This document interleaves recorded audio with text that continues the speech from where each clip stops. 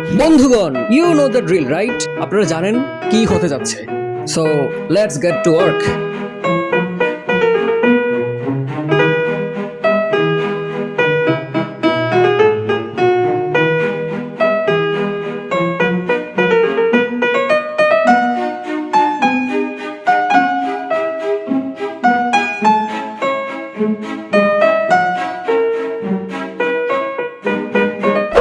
ঈদ এবং ঈদ, আজকে ঈদের আগের দিন। সকাল থেকে আকাশটা মেঘলা, বাতাসে বৃষ্টি, এবং এই ওয়েদারটা রাখার জন্যই সকাল করে আজকে দিনের বেলা ভিডিও করতে বসা। আপনারা বিশ্বাস করবেন না, এটা হচ্ছে আমার ঈদের জামা। টি শার্ট কিনেছি, কারণ টি শার্টটাই সব থেকে বেশি পরা হয়, পরে ভিডিও করা হয়, বাইরেও যাওয়া হয়। অন্যান্য শপিংও হয়েছে, একটু আগে কাঁচা বাজারও করে আসলাম, কিন্তু এইটা আমাদের আসল ঈদ, আপনারা জানেন। Hi everyone, this is Musa, welcome to মুসার বই যাত্রা। এখানে যা কিছু ঘটে বই নিয়েই ঘটে। অ্যান্ড আজকে দেখবো 2026 বইমেলা থেকে দ্বিতীয় কিস্তিতে কোন বইগুলো আমার কালেকশনে যুক্ত হলো, যেই বইগুলো আলটিমেটলি আমার ঈদ বানাচ্ছে। চলুন শুরু করি।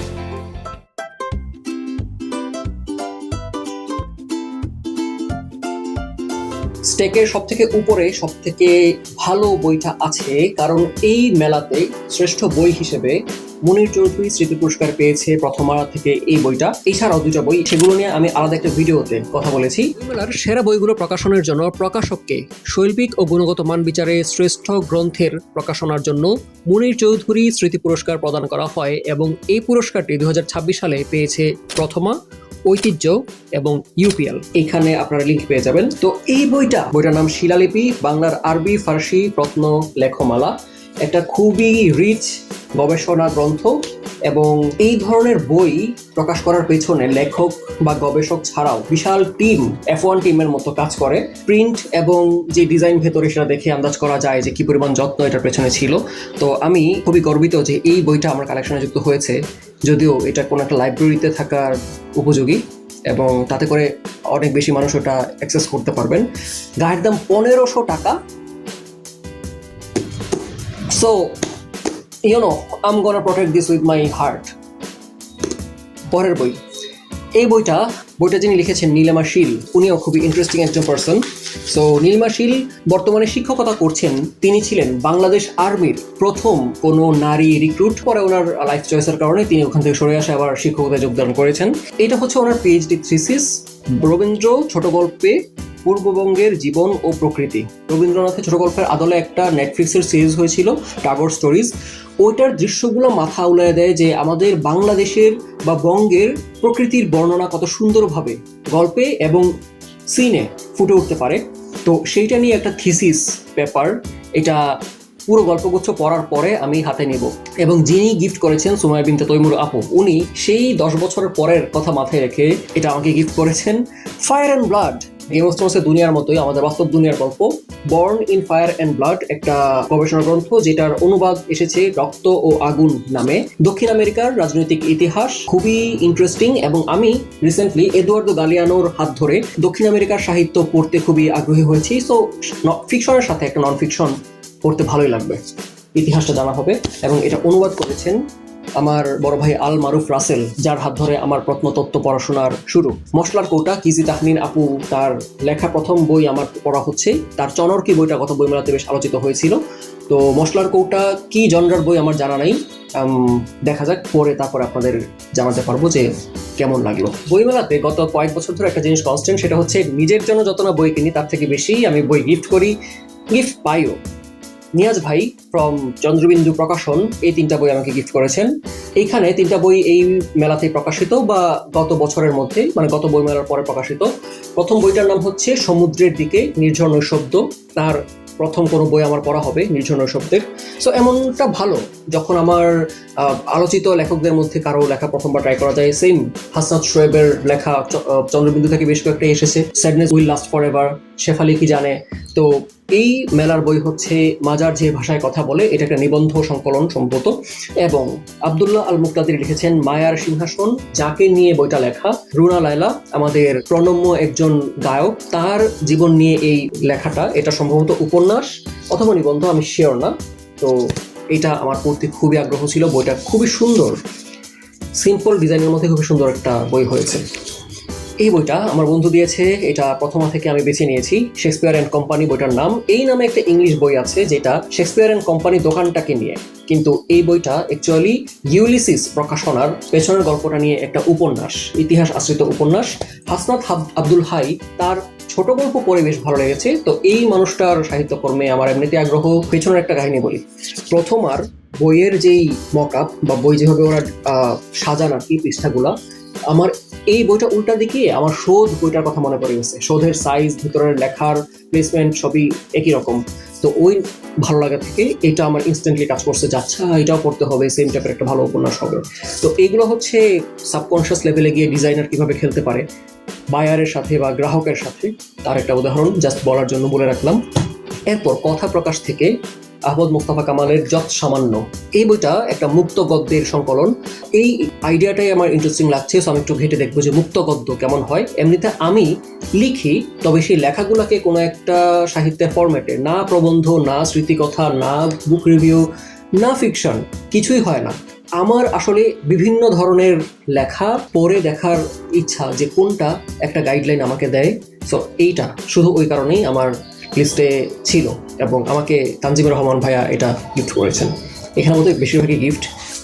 এটা গিফট না, এটা হচ্ছে জননীর নাভি বলে গাঢ় হয় লাঞ্ছনার ক্ষত, স্মৃতিভদ্র দিদির সাম্প্রতিক গল্প সংকলন। ওনার এই বইটা আমার পড়ে খুব ভালো লাগছে, এলেনা বেলেনা। এটা একটা গল্পের বই এবং সারপ্রাইজিংলি ওনার গল্প পড়ে আমার খুব ভালো লাগছে। দুইটাই একসাথে আপনাদেরকে জানাবো যে পরে কেমন লাগলো। এটা এখানে, এটা এইখানে। দ্য ফল, আলবেয়ার কামুর একটা উপন্যাসের অনুবাদ। নেক্সট আপ, একজন কাউবয় আমাকে একটা কাউবয় ফিকশন দিয়েছেন। The cowboy is Kaiser Kabir Hai and the book is Bathan by Rowshan Jamil. এই রওশন জামিল মানুষটাও কিন্তু রিয়েল লাইফ কাউবয়। তিনি 90s থেকে ওয়েস্টার্ন জনরায় লিখে আসছেন বাংলা সাহিত্যে। তো ওনার এই বইটা বেঙ্গল বুকস থেকে এসেছে। আমি পড়তে খুবই আগ্রহী বেঙ্গলের ওয়েস্টার্নগুলা, এটা দিয়ে শুরু হবে। I am very happy. Bilu, Kalu আর গিলুর রোমাঞ্চকর অভিযান, এই বইটা আমার খুবই প্রিয়। প্রায় 11 বছর আগে ওটা আলেকজান্দ্রিয়া থেকে এসেছিল, ওইটা পড়ে ফেলেছিলাম, মানে ওই সংস্করণটা।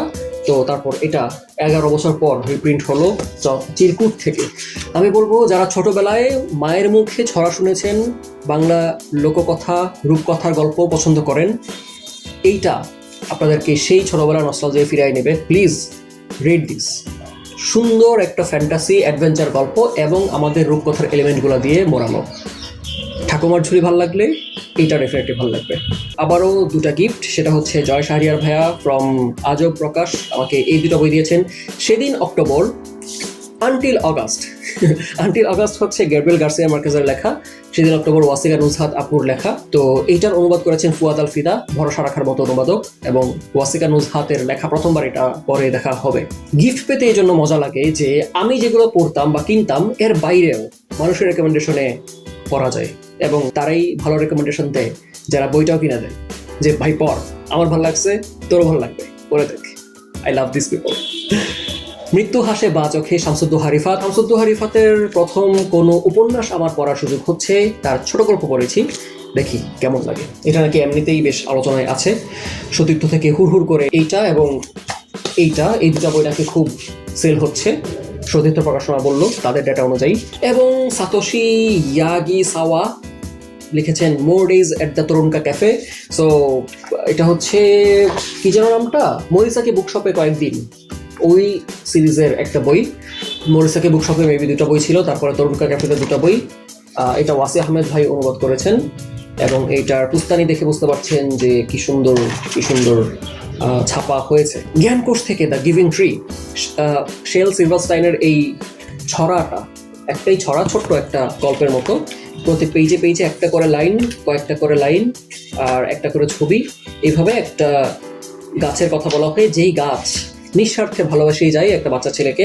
ছোটবেলা থেকে ছেলেটা বড় হয় এবং গাছের কাছ থেকে নিতেই থাকে এবং দিন শেষে সে যখন বৃদ্ধ হয় তার পিঠ ঠেকিয়ে একটু রেস্ট নেওয়ার জায়গাটুকু গাছের কাছে অবশিষ্ট থাকে। তো স্টোরিটা কিভাবে দেখবেন, এটা কি টক্সিক ভালোবাসার গল্প নাকি রিয়েলিটি, আপনারাই বুঝেন। সর্বশেষ দুটা বই মুক্তধারা থেকে কিনেছি। মুক্তধারা হচ্ছে বইমেলার প্রবর্তক প্রতিষ্ঠান বলবো না, চিত্তরঞ্জন সাহা, যিনি 1971 সালে মুক্তিযুদ্ধের মাঝখানে মুক্তধারা প্রতিষ্ঠা করে মুক্তিযুদ্ধকালে 32টা বই ছাপিয়েছিলেন এবং সেই বইগুলোকে নিয়ে পরের বছর 72 ফেব্রুয়ারি মাসে বাংলা একাডেমির প্রাঙ্গণে তিনি নিজের উদ্যোগে চটের প্রস্তাব বিছায় বলছেন আমি একটা বইমেলা করব। এবং সেই প্রচেষ্টা, সেই সাথে সর্দার জয়নুদ্দিন বা এরকম অনেকজন প্রণম্য ব্যক্তিদের প্রচেষ্টা ছিল, সেগুলো মিলে আমরা এখন যে 21শে বইমেলা প্রতি বছর দেখছি, যেটা কোনো বছর মিস হয় নাই, সেই বইমেলাটা করে উঠেছিল। তো চিত্তরঞ্জন সাহার শ্রদ্ধায় মুক্তধারা ঢু মারতে গেছিলাম এবং দেখলাম যে বেশ ভালো কালেকশন আছে এবং এই দুটা বই নিলাম। এক হচ্ছে উল্টো গাছের গল্প, কৃষ্ণচন্দ্র, ছোট গল্প এমনি ভালো লাগে, এবং কৃষ্ণচন্দ্র তার লেখা তো আমি পড়বই, এবং সত্যেন সেন মশলার যুদ্ধ দিয়ে যিনি খুবই জনপ্রিয় বাংলাদেশে, মহাবিদ্রোহের কাহিনী তার 1857 গাদারের মানে সিপাহী বিদ্রোহের গল্প। তো আমি কি হাতে নিতে পারবো? Let me try.